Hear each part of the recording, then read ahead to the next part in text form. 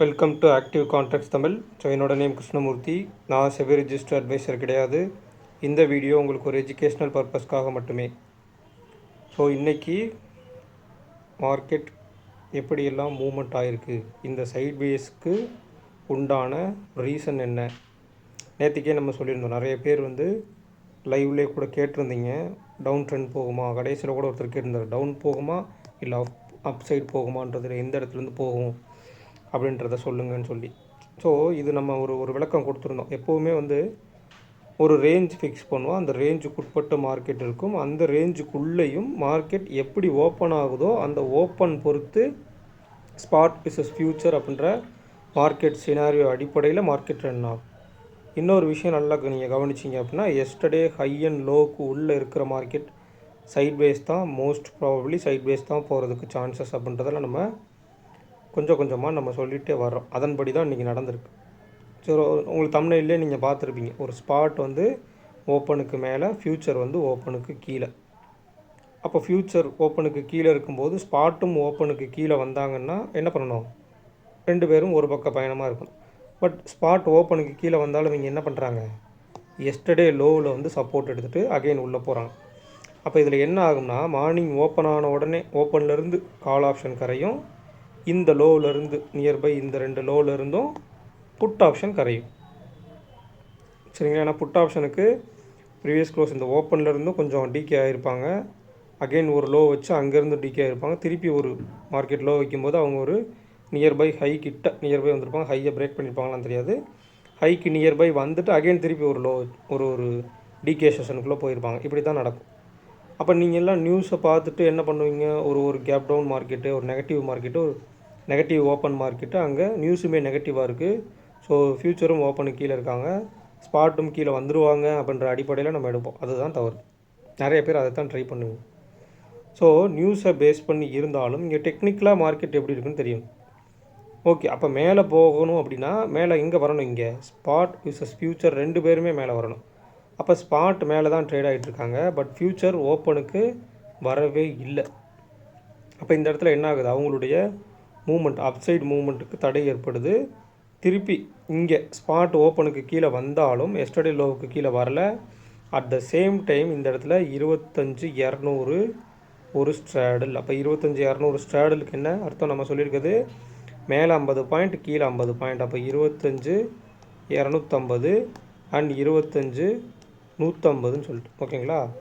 அப்போ 150க்கு காலையிலே வந்துட்டாங்க, நியர்பை வந்துட்டு அகைன் திருப்பி என்ன பண்ணுறாங்க?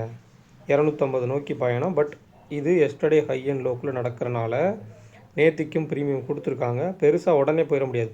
இங்கே ஸ்பாட்டு நம்மளுக்கு ஓப்பனுக்கு மேலே இல்லை. அப்போ என்ன பண்ணுறாங்கன்னா 250ஐயும் லாஸ்ட்டு கிட்டத்தட்ட 2:30 நியர்பை அவங்க வந்துட்டு அகைன் திருப்பி கீழே தான் வர்றாங்க. ப்ரீமியம் கால் ப்ரீமியம் கொடுக்கப்பட்டாலும் அகைன் திருப்பி கீழே தான் வர்றாங்க. அப்போ இந்த மூமெண்ட்லாம் ஒரு எஸ்டர்டே ஹை அண்ட் லோக்குள்ளே இருக்கும்போது ஆப்ஷன் பையர்ஸ் எந்தளவுக்கு கேர்ஃபுல்லாக இருக்கணுன்றதுக்கு இந்த மாதிரி மார்க்கெட் ஒரு எக்ஸாம்பிள். ஸோ அப்படியே இன்னும் நெகட்டிவில் இருக்க மார்க்கெட் ஏன் இன்னும் நெகட்டிவில் போகலை அப்படின்னா, அதற்கு இவங்களும் ஒரு காரணம். யார்? Bank Nifty. பேங்க் நிஃப்டியில் ஸ்பாட் விசஸ் ஃப்யூச்சர் ரெண்டு பேருமே ஓப்பனுக்கு மேலே தான், ஓப்பன் அபவ் தான் ட்ரேட் ஆகிட்டுருக்காங்க. அப்போ ஒரு சப்போர்ட்டிவ் இண்டெக்ஸாக இருக்கக்கூடிய பேங்க் நிஃப்டி கீழே வரலை, ஓப்பன் பிலோ வரலைனாலே அங்கே என்ன அர்த்தம்? ஒரு டவுன் ட்ரெண்டு. இந்த இண்டெக்ஸ் நிஃப்டின்ற ஒரு இண்டெக்ஸுக்கான டவுன் ட்ரெண்ட் அந்த இடத்துல கொஞ்சம் ஸ்லோவர் ஆகுதுன்னு அர்த்தம். ஆல்மோஸ்ட் அவங்களுமே ஸ்பாட்டை பேஸ் பண்ணி தான் நம்மளுக்கு இன்ஃப்ளூயன்ஸ் இருக்குது அப்படின்றனால ஸ்பாட் ஓப்பன் பிலோ வரலை.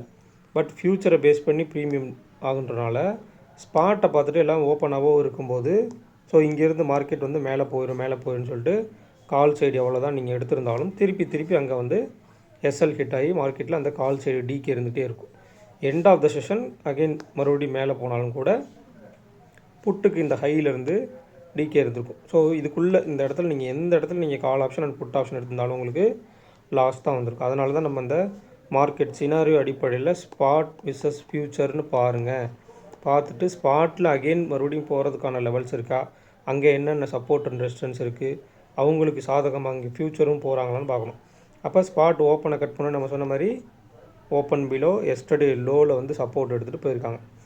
அப்போ இன்னொரு விஷயம், இந்த 200 ஸ்ட்ராடல் இப்போ ஈவினிங் நம்மளுக்கு க்ளோசிங் டயத்தில் தான் நம்மளுக்கு இது மல்டிபிள் ஸ்ட்ராங்கிள் காலாக மாறி இருக்குது. சரிங்களா. எப்போவுமே இந்த க்ளோசிங் டயத்தில் மல்டிபிள் ஸ்ட்ராங்கிள் காலாக மாறுறது அடுத்த நாள் அவங்களுக்கு சாதகமாக இருந்துட்டாங்கன்னா போகிறதுக்கு வாய்ப்பு இல்லை. அப்படின்ற பட்சத்தில் இது எல்லாமே call writers market open below நின்ட்டாங்கன்னா கீழே வருன்றது பொருள் கிடையாது. பட் இவங்களுடைய டிகே செஷனுக்குள்ளே போகிறதுக்கு வாய்ப்புகள் இருக்குது. ஸோ ப்ராபபிலிட்டி அகெயின் இந்த இடத்துல செல்லர்ஸ் உள்ளே வந்து ஓப்பன் பிலோ மார்க்கெட் இருந்துட்டாங்க அப்படின்னா 200, 250, 300 இதுலலாம் கால் செல்லர்ஸ் இன்னும் கொஞ்சம் ஆட் ஆகிறதுக்கான சான்சஸ் இருக்குது. அப்போது ஓவரால் நம்ம மார்க்கெட் முடிஞ்சிருக்க இடத்த பேஸ் பண்ணி பார்க்கும்போது ஷார்ட் எட்ஜோட பாட்டம் வந்து நம்மளுக்கு 25,200, ஷார்ட் எட்ஜோட டாப் வந்து 25,250. அப்போ ஷார்ட் எட்ஜோட மிட் பாயிண்ட் நம்மளுக்கு 25,225 நியர்பை அதுக்கு மேலே தான் க்ளோஸ் வச்சுருக்காங்க. அப்புறம் நம்ம ஒய்டராக எடுக்கணும். 1 2 3 4 5 6 ஸ்ட்ரைக் ப்ரைஸ். அப்போ இதில் நம்ம அடிப்படையில் எடுக்கும்போது 25,100 put option and 25,300 call option. அப்போ கிட்டத்தட்ட இவங்களுக்கு இடைப்பட்ட இடம் அப்படின்றது 25,200. இப்போ 25,200ன்றது ஒயிட் எட்ஜோட மிட் பாயிண்ட். இப்போ ஷார்ட் எட்ஜோட மிட் பாயிண்ட் 25,225, ஒயிட் எட்ஜோட மிட் பாயிண்ட் 25,200. இது ரெண்டுத்துக்கும் மேலே தான் மார்க்கெட்டுன்றது இருக்காங்க. ஓகேங்களா, அதை நம்ம அண்டர்ஸ்டாண்ட் பண்ணிக்கணும். அப்போ ஸ்ட்ராடின் அடிப்படையில் நம்மளுக்கு 150, 250 நியர்பை மார்க்கெட்னா இருக்குது, ரீச் ஆகிருக்கு இடத்துல. அப்போ ஸ்ட்ராடலுடைய அந்த 50 பாயிண்ட்டுக்கு நியர்பை தான் மார்க்கெட்டுடைய க்ளோசிங்கும் இருக்குது. அப்போ அவங்கள பேஸ் பண்ணி ரெண்டாவது இந்த இடத்துல நல்லா நீங்கள் கவனிச்சிட்டிங்கன்னா ஒரு ஸ்ட்ராடல் போட்டு அந்த இடத்துல இம்ப்ளைடு வால்டிலிட்டி இருந்துச்சுன்னா டிகேன்றது ரொம்ப அதிகமாக இருக்கும். சரிங்களா, உதாரணத்துக்கு ப்ரீவியஸ் க்ளோஸ் 8 பாயிண்ட்னா அங்கேருந்து நம்மளுக்கு ஒரு 10 பாயிண்ட் நியர்பை தான் க்ளோஸ் நடந்திருக்கு. ஓகேங்களா, 38 பாயிண்ட் தான் நம்மளுக்கு கொடுத்துருக்காங்க புட் ஆப்ஷனுக்கு. இந்த 58 பாயிண்ட்டு ப்ரீவியஸ் க்ளோஸ்லேருந்து கீழே க்ளோஸ் பண்ணதுக்கு. பட் கால் ஆப்ஷன் எடுத்துக்கிட்டிங்கன்னா 81 ப்ளஸ், அதாவது ப்ரீவியஸ் க்ளோஸ் 171, பட் இப்போ க்ளோஸ் வந்து 81, கிட்டத்தட்ட 90 பாயிண்ட் இவங்கள்ட்ட டிகே ஆகிருக்கு. அதுக்கு இவங்களுக்கு ஒரு 10 பாயிண்ட் தான் கொடுக்கப்பட்டிருக்குன்றது இந்த இடத்துல தெரியுது. அப்போ கால் சைடு டைம் வேல்யூ இருந்ததுனால மார்க்கெட்டை ஒரு நெகட்டிவ் ஓப்பன் வச்சு ஃப்யூச்சரையும் ஓப்பனுக்கு கீழே வச்சு கால் ஆப்ஷன் சைடு ஓப்பனுக்கு மேலே மார்க்கெட்டை வந்து ஸ்பாட்டை ஓப்பனுக்கு மேலே வச்சு ஓப்பனுக்கு மேலே போகிற மாதிரியே காமிச்சு கால் ஆப்ஷனுக்கு கொஞ்சம் கொஞ்சமாக கொடுத்து அகைன் திருப்பி டிகே. ஸோ ஒரு லோ வச்சுருவாங்க, திருப்பிட்டு வந்து அடுத்து ஒரு லோ, இந்த மாதிரியே ஒரு கண்டிஷன்ஸும் அவங்களுக்குள்ளே இருந்திருக்கு. ஒரு லோக்கு நியர்பையே ட்ரேட் ஆகிற மாதிரி டிகே செஷனுக்குள்ளே. புட் ஆப்ஷனுக்கு ஓவர் த பீரியட் மார்னிங்கே ஒரு ஹை வச்சுட்டு அந்த ஹையிலேருந்து ஒரு டிகே நடந்திருக்கு. ஓகேங்களா, இதை நம்ம அண்டர்ஸ்டாண்ட் பண்ணிக்கணும். அடுத்ததாக இவங்களுக்கு உண்டான இந்த ப்ரீமியத்தின் அடிப்படையில் எடுக்கக்கூடிய short range and white range. அப்போ 200 ஸ்ட்ராடலுக்கு உட்பட்டு தான் மார்க்கெட் முடிஞ்சிருக்குன்னா அந்த 200 ஸ்ட்ராடலின் அடிப்படையில் தான் எடுக்கணும். அப்போ 25,200 கால் ஆப்ஷனுடைய க்ளோஸ் 81 அப்படின்னு எடுத்துக்கிட்டால் 25,281. 25,200 மைனஸ் 38 எடுத்துக்கிட்டால் 25,162. அடுத்து இவங்க ரெண்டு பேர்த்தையும் நீங்கள் ப்ளஸ் பண்ணிங்க அப்படின்னா 89 ப்ளஸ் 30 119. அப்போ 25,319. அட் த சேம் டைம் இந்த பக்கம் எடுத்துட்டிங்க அப்படின்னா 25,081 அப்படின்றது ஒயிட் ரேஞ்சோட பாட்டம். ஒயிட் ரேஞ்சோட பாட்டம் அண்ட் ஒயிட் ரேஞ்சோட டாப் 25,100லேருந்து 25,300 வரைக்கும் உங்களுக்கு வந்துடுதா ஆல்மோஸ்ட் இந்த ஒயிட் ரேஞ்சுக்குள்ளே. ஸோ ஷார்ட் எட்ஜ்னு எடுத்துட்டிங்கன்னா உங்களுக்கு ஷார்ட் எட்ஜோட top and bottom 150 to 300 nearby கூட வச்சுக்கலாம். அப்போ ஒரு 150 பாயிண்ட் இதுக்குள்ளே. ஸோ இவ்வளவு தான் ரேஞ்சஸ். ஸோ இந்த ரேஞ்சஸ்க்கு இந்த ஸ்ட்ராடல் 25,200 ஸ்ட்ராடல் அட் த சேம் டைம் இந்த எஸ்டர்டே ஹை அண்ட் லோ நாளைக்கு பார்க்கும்போது இவங்களுடைய ஹை அண்ட் லோவுக்கு எப்படி வேல்யூ கொடுக்குறாங்க, அந்த இடத்துக்கு மேலேயா கீழேயா ட்ரேட் ஆகுறாங்கன்றதை பார்க்கணும். அடுத்தபட்சமாக நம்மளுக்கு இம்ப்ளைடு வால்டிலிட்டி மார்னிங் ஒரு சின்ன ஒரு நெகட்டிவ் ஓப்பன் ஆனோடனே அந்த இம்ப்ளைடு வால்டிலிட்டி இருந்தது. அகெயின் கால் சைடு தான் நம்மளுக்கு க்ளோசிங் டயத்தில் கொஞ்சம் ஹையராக முடிச்சிருக்காங்க, புட் சைடு கம்மியாக இருந்திருக்காங்க. அண்ட் செகண்ட் டைம் உங்களுக்கு டைம் வேல்யூ இப்போ 25,225 முடிச்சிருக்காங்கன்னா 200 put option 200 call option and 250 put option எடுத்துக்கலாம். ஏன்னா ரொம்ப நியர்பை தான் முடிஞ்சிருக்காங்க. அப்போ இவங்கக்கிட்ட நம்மளுக்கு 200 கால் ஆப்ஷனில் 27 ரூபா இருக்கணும், அவங்கள்ட்ட கிட்டத்தட்ட 60 ரூபா இருக்குது. ஓகேங்களா, அப்போ இவங்க சைடில் வந்து 23 ரூபா இருக்கணும், கிட்டத்தட்ட இவங்கள்ட்ட வந்து 31 பாயிண்ட் இருக்குது. அப்போ இவங்கள விட அவங்கள்ட்ட டபுள் த டைம் வேல்யூ இருக்குது. அப்போ டபுள் த டைம் வேல்யூ இருக்குது அவங்களுக்கு கொடுத்து அகைன் ஈவினிங் அவங்கள டிகே பண்ணுறாங்களா, இல்லை திருப்பி ரிவர்சல் கொடுக்குறாங்களா, இல்லை ஓப்பன் மார்க்கெட்லேருந்தே அவங்கள கரைக்க முற்படுறாங்களான்னு பார்க்கணும். ஸோ இதெல்லாம் கொஞ்சம் அனலைஸ் பண்ணி பார்க்கணும். ஓகேங்களா, ஸோ மேக்ஸிமம் உங்களுக்கு அந்த 25,250 அப்படின்னு எடுக்கக்கூடிய ஷார்ட் எட்ஜோட டாப் இந்த லெவல் கொஞ்சம் முக்கியமான லெவலாக இருக்கும். சரிங்களா. 25 250ன்னு எடுக்கக்கூடிய இந்த ஷார்ட் எட்ஜோட டாப் அப்படின்றது நாளைக்கு கொஞ்சம் க்ரூஷியலான லெவலாக இருக்கும். ஏன் அப்படின்னா உங்களுக்கு ஷார்ட் எட்ஜோட டாப் அண்ட் பாட்டம் மிட் பாயிண்ட்டில் தான் முடிச்சுக்கிறாங்க. எல்லாத்துக்கும் மேலே ஷார்ட் எட்ஜோட மிட் பாயிண்ட்டுக்கு மேலே அண்ட் ஒயிட் எட்ஜோட மிட் பாயிண்ட்டுக்கு மேலே ரெண்டுத்துக்குமே மேலே முடிச்சுக்காங்க. ஷார்ட் எட்ஜோட மிட் பாயிண்ட் வந்து நம்மளுக்கு 25 225, ஒயிட் எட்ஜோட மிட் பாயிண்ட் நம்மளுக்கு 25 200. அப்போ இவங்களுக்கு மேலே நம்மளுக்கு ஒரு ரெசிஸ்டன்ஸ்னு எடுத்துக்கிட்டால் ஷார்ட் எட்ஜோட டாப் அதாவது 25 200 சம்திங். அப்போ இந்த 25 250 சம்திங்.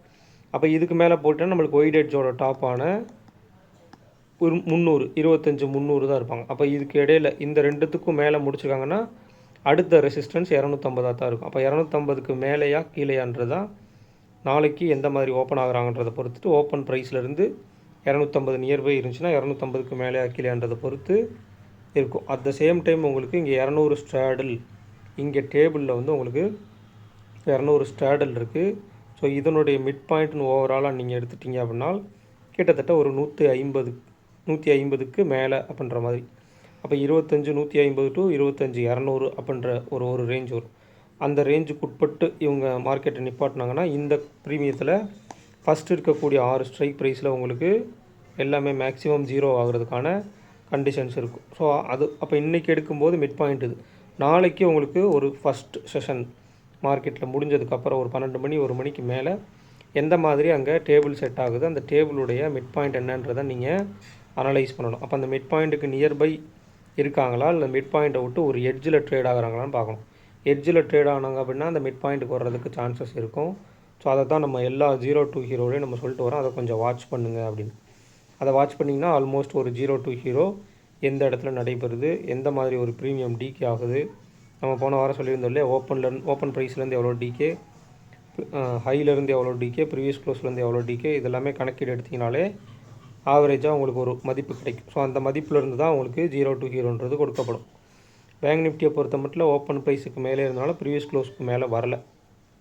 56,500 ஸ்டார்ட். நம்ம சொன்ன மாதிரி 56,000 put option, 57,000 call option, mid point 56,500 straddle அப்படின்ற கண்டிஷனில் அதுக்குள்ளே தான் மார்க்கெட்டை திருப்பி உள்ளே கொண்டு வந்திருக்காங்க. அப்போ இவங்களுடைய லோவின் அடிப்படையில் கிட்டத்தட்ட 56,200 சம்திங் வச்சுக்கலாம். மேலே வந்து 57,000 சம்திங் வச்சுக்கலாம். இவ்வளவு தான் இவங்களுடைய ஷார்ட் எட்ஜோட டாப் அண்ட் பாட்டமாக இருக்காங்க. ஸோ இவங்களுடைய இவங்களுடைய இம்ப்ளைடு வால்டிலிட்டியும் நீங்கள் கணக்கில் எடுத்துக்கணும். இவங்களை பொறுத்தும் மார்க்கெட்டில் இம்ப்ளைடு வால்டிலிட்டியில் ஒரு டிகே இருக்கும். எந்த சைடு அதிகமாக இருக்காலும் அவங்க சைடு டிகே இருக்கும். இல்லை ஈவனாக இருந்தாங்கன்னா மார்க்கெட் சைட் பேஸில் போகும். அதான் நடந்திருக்கு. ஓப்பன் அபோவ் இருந்தாலும் market side base to up trend தான் ப்ரீவியஸ் க்ளோஸ் வரைக்கும் வந்திருக்காங்க. பெரிய அப் ட்ரெண்ட் அவங்கள்ட்ட இல்லை. ஓகேங்களா. So at the same time call ஆப்ஷனுக்கு இம்ப்ளைடு வால்டிலிட்டி இருந்து கால் ஆப்ஷனுக்கு ப்ரீமியம் கொடுக்கப்பட்டிருக்கு. பட் புட் ஆப்ஷன் சைடு டிகேன்றதும் அதுக்கு ஈக்குவலண்ட்டாகவும் நியர்பை தான் இருக்காங்க. பெரிய டிகேன்றது இல்லை. அப்போ நாளைக்கு என்ன மொமெண்டமாக ட்ரேட் ஆக போகுதா இல்லை சைட் பேஸில் டிகே ஆக போகுதான்னு பார்க்கணும். ரெண்டு பேர்த்துக்குமே, அதாவது நிஃப்டி அண்ட் பேங்க் நிஃப்டி, அதே மாதிரி ஸ்பாட் விசஸ் ஃபியூச்சர் ரெண்டு பேர்த்துக்குமே எப்படி இருக்காங்கன்றதை பார்க்கணும். எய்தர் ஏதோ ஒரு ஸ்பாட்டோ இல்லை ஃபியூச்சரோ, நிஃப்டியோட ஸ்பாட் அண்ட் ஃபியூச்சரோ இல்லை பேங்க் நிஃப்டியோட ஸ்பாட் அண்ட் ஃபியூச்சரோ கொஞ்சம் கான்ட்ரடிக்ஷனாக ட்ரேட் ஆக ஆரம்பிச்சிட்டாங்க அப்படின்னா அங்கேருந்து மார்க்கெட் வந்து சைட் பேஸ்ன்ற ஒரு செஷனுக்குள்ளே போக ஆரம்பிச்சிடும். ஸோ எக்ஸ்பைரி ரொம்ப கேர்ஃபுல்லாக பண்ணணும். ஸோ இந்த 0 to ஹீரோ பொறுத்த மட்டும் நம்ம இதுக்கு முன்னாடி இருந்து நம்ம சொல்லிட்டு வரோம் எப்படியெல்லாம் அது நடைபெறும் அப்படின்றத. டவுட்ஸாக இருந்துச்சுன்னா பிகினர்ஸ் கைடுன்ற ஒரு ப்ளேலிஸ்ட்டில் 0 to ஹீரோவுக்கு தனியாக நம்ம ஒரு வீடியோவும் கொடுத்துருக்குறோம், ஒரு எப்படி பார்க்கலாம் அப்படின்றது. ஸோ அந்த வீடியோவும் பார்த்து ஓரளவுக்கு யூஸ் பண்ணிக்கோங்க. ஸோ இந்த வீடியோ பிடிச்சிருந்துச்சி அப்படின்னா லைக் பண்ணுங்கள், ஷேர் பண்ணுங்கள், சப்ஸ்கிரைப் பண்ணுங்கள். மறக்காமல் உங்கள் கருத்துக்களை வந்து கமெண்ட் செக்ஷனில் கமெண்ட் பண்ணுங்கள். நன்றி, வணக்கம்.